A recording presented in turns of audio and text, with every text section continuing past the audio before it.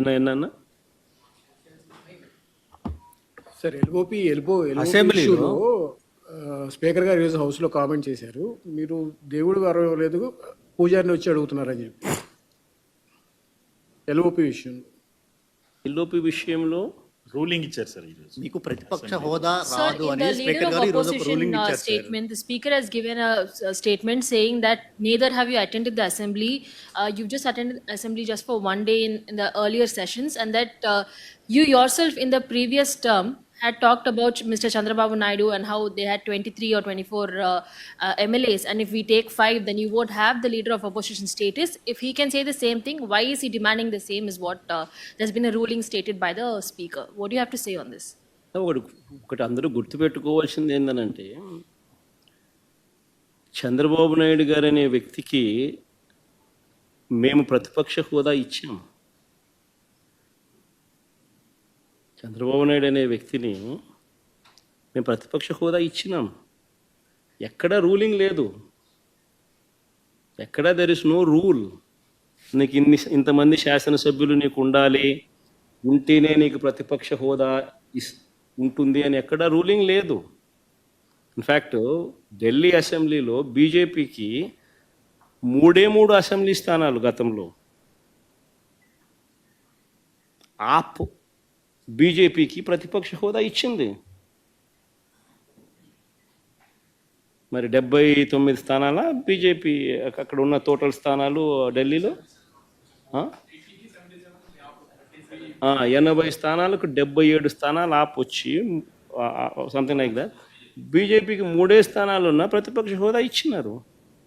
Similarly మేము కూడా తెలుగుదేశం పార్టీకి మేము కూడా 5 మంది శాసనసభ్యులు తెలుగుదేశం పార్టీ నుంచి పక్కన కూర్చుంటామన్నారు. మా వాళ్ళు అయితే ఇంకా లాగేసినామనంటే ఇంకా 10 మంది లాగుతామన్నారు. వద్దు లాగాకండి నేనే చెప్పాను. కానీ ప్రతిపక్ష హోదా నేనే ఇచ్చి ఇదే చంద్రబాబు నాయుడు చెప్పినా, నువ్వు మాట్లాడు స్వామి, ఎంతసేపు మాట్లాడతావు నువ్వు మాట్లాడు, నేను వింటాను, నేను విని నీకు సమాధానం చెప్తాను, నువ్వు మాట్లాడాలనేదే నా కోరిక, నువ్వేం అడుగుతావు అడుగు స్వామి అని చెప్పి నేను చెప్పిన అసెంబ్లీలో. కావాలంటే నా స్పీచ్ లేనండి అసెంబ్లీలో నేను అన్న మాటలు. ఆయనకు నాకు మధ్య తేడా అది. ఏదైనా కానీ అసెంబ్లీ అనేది ఎందుకు జరుపుతూ ఉన్నాం? ఈరోజు అది అసెంబ్లీలో ఉన్న పార్టీలు ఏవి? అధికార పార్టీలు, ప్రతిపక్ష పార్టీ మాదొక్కటే ఉంది. వేరే పార్టీలు ఎక్కడున్నాయి చెప్పండి? ఉన్నాయా ఎవరన్నా? మన ప్రతిపక్ష పార్టీ అనేది ఎవరికి ఇస్తారు? మాకు ఇవ్వకపోతే ఎవరికి ఇస్తారు చెప్పు? ఉన్న వాళ్ళందరూ మంత్రివర్గంలో మంత్రివర్గ సభ్యులుగా మీరే ఉండరు, మీరే గవర్నమెంట్లో ఉండరు, అంతా మీరే రూలింగ్లో ఉండరు. మీరే ప్రతిపక్ష పాత్ర ఎట్ట పోషిస్తారు స్వామి? నాకు అర్థం కావడంలా. అధికార పార్టీ మీదే, ప్రతిపక్ష పార్టీ మీదే. డబుల్ యాక్షన్ ఇదేమన్నా? హీరో నువ్వే. అదే నేను చెప్పే స్వామి, 2 పాత్రలు డబుల్ యాక్షన్. ఒక పక్క నువ్వే కొడతానంటే ఈ పక్క నేనే కొడతానంటే ఎట్లా కుదురుతుంది స్వామి? అది ఉండేది ఈరోజు అసెంబ్లీలో 2 పార్టీలు ఉన్నాయి. వాళ్ళంతా కలిపి అధికార కూటమి. ఉన్నోళ్ళంతా ఆ పక్క ఉన్నారు. ప్రతిపక్షం ఉండేది మా పార్టీ తప్ప వేరే ఏ పార్టీ ఉంది? వేరే ఏ పార్టీ లేదు. సో వేరే ఏ పార్టీ లేనప్పుడు ప్రతిపక్షం అనేది ఎవరికి ఇవ్వాలి? ప్రతిపక్ష పార్టీగా గుర్తింపు అనేది ఎవరికి ఇవ్వాలి? ప్రతిపక్ష పార్టీగా ఉన్న వాళ్ళకి ఇవ్వాలి.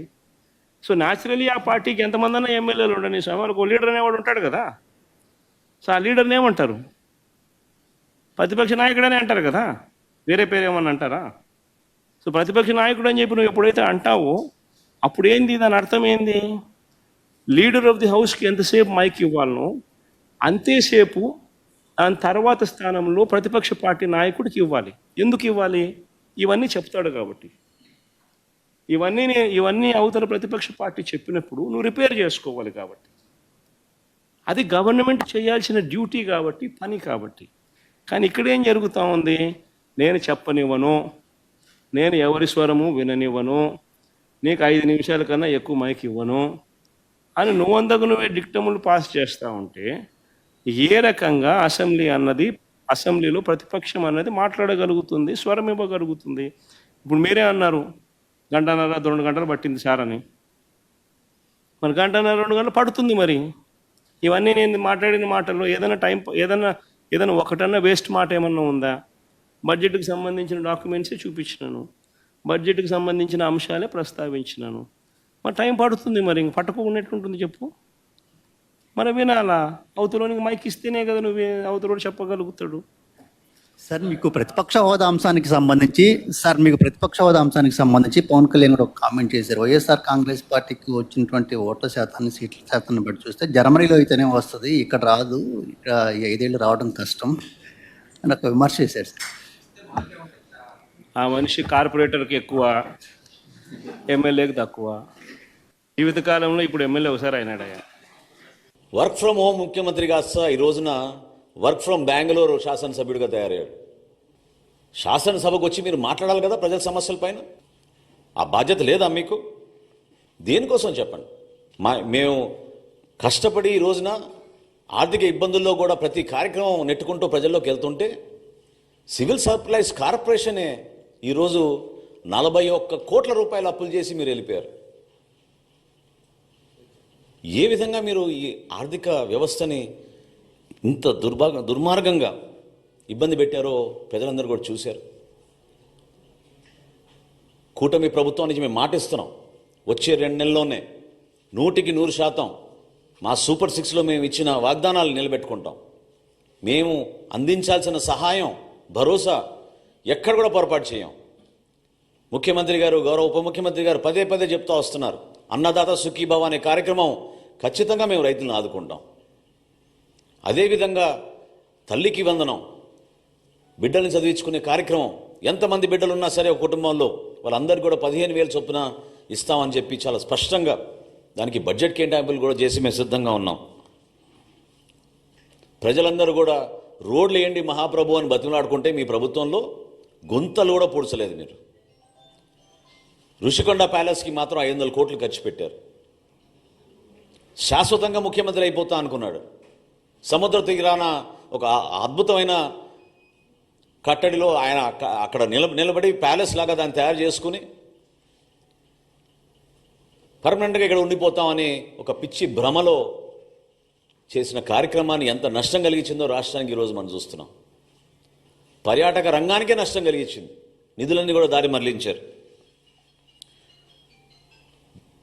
వందల సంఖ్యలో సలహాదారులను పెట్టుకున్నారు. దాదాపు 680 కోట్ల రూపాయలు సలహాదారుల పైన ఖర్చు పెట్టారు. సలహాదారుడు ముఖ్యమైన సలహాదారుడికి దాదాపు 160 కోట్లు ఖర్చు పెట్టారు ఆయనకి. మరి ఇంతమందిని ఉపయోగించుకుని కనీసం జల్ జీవన్ మిషన్లో కేంద్ర ప్రభుత్వం ఇచ్చిన 14,000 కోట్ల రూపాయలు కూడా మన రాష్ట్ర ప్రజలకి మీరు ఉపయోగించుకోలేకపోయారే. ఇంతకన్నా మోసం ఏమైనా ఉంటుందా?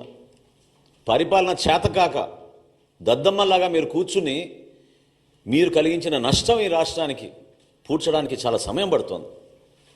అనేక ఇబ్బందుల్లో ఉన్నాం. అర్థం కాని పరిస్థితుల్లో కూడా కష్టకాలంలో మేము ప్రజల్ని ఆదుకోవడానికి మేము ముందుకు తీసుకెళ్తున్నాం. నోరు ఉంది కదా అని నేను దాకా అన్నట్టు వర్క్ ఫ్రమ్ బెంగళూరు ఎమ్మెల్యే అయినా. జనరల్గా శాసనసభ్యులు అసెంబ్లీ అయిపోయిన తర్వాత వాళ్ళ నియోజకవర్గాలకు వెళ్ళి పనిచేసుకుంటారు, ప్రజలకి అందుబాటులో ఉంటారు. ఈయన మాత్రం శాసనసభకి రాడు, బెంగళూరుకి మాత్రం తరచుగా వెళ్ళిపోతూ ఉంటారు. ఏ విధంగా మీరు ప్రజా సమస్యలపైన మీరు నిలబడతారు చెప్పండి? ప్రజలు మీకు ఒక శాసనసభ్యుడిగా మిమ్మల్ని ఎన్నుకున్నారు కదా, దాన్ని మీరు గౌరవించాలి కదా, నిలబడాలి కదా. ఇవన్నీ విస్మరించి కేవలం ఇట్లా ప్రెస్ మీట్లు పెట్టి మీ క్రిమినల్ మైండ్, అంటే నేను అనేది ఈ రోజు పవన్ కళ్యాణ్ గారిని ప్రత్యేకంగా టార్గెట్ చేయాల్సిన అవసరం దేనికోసం వచ్చిందంటే తన రాజకీయ ప్రస్థానంలో ఈ విధంగా ఆయన ముందుకెళ్తూ ఉంటాడు. ఒక క్రిమినల్ మైండ్. మేము కూడా అనొచ్చు కదా, నువ్వు కోడి కత్తికి ఎక్కువ గొడ్డలికి తక్కువ అని.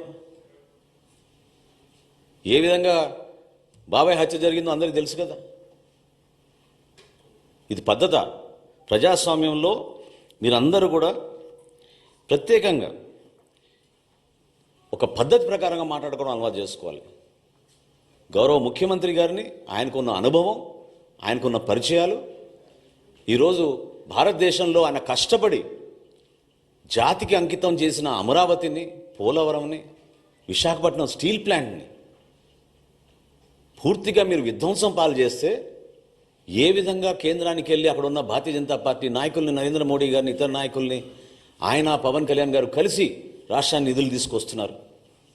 కలిసి పనిచేయాల్సిన సందర్భం కాదా ఇదని నేను అడుగుతున్నాను జగన్మోహన్ రెడ్డి గారిని. మీలో ఏమైనా ఇంకిత జ్ఞానం ఉంటే రాష్ట్ర ప్రజల పక్షాన్ని నిలబడండి. అభివృద్ధి కార్యక్రమాల్లో మీరు పాలు పంచుకోండి. సంక్షేమ కార్యక్రమాలు ఎక్కడైనా పొరపాటు జరుగుతుంటే ప్రభుత్వం దృష్టికి తీసుకురండి. ఎన్నికలు ఇంకా చాలా దూరంగా ఉన్నాయి మనకి. ప్రజలు మన ఎన్నుకుంది 5 సంవత్సరాల పరిపాలన అందించమని. అంతేగాని నోరు బారేసుకుని ప్రతిసారి మాట్లాడితే మాత్రం జనసేన పార్టీ మిమ్మల్ని ఈ విధంగా మీరు చేస్తున్న ఈ కార్యక్రమాల్ని ఖచ్చితంగా ఖండిస్తాం. ఇది చాలా తప్పు. ప్రజాస్వామ్యంలో ఒక బాధ్యత గల వ్యక్తిగా, ఒక మాజీ ముఖ్యమంత్రిగా మీరు అందించాల్సిన సలహాలు, సూచనలు మీరు ఇవ్వండి. వ్యక్తిగత విమర్శలకి, కించపరిచే విధంగా, దానివల్ల మీకు ఏదో ఓట్లు పడిపోతాయి అనుకుంటే మాత్రం నిన్నటి ఎన్నికలే మీకు దానికి నిదర్శనం.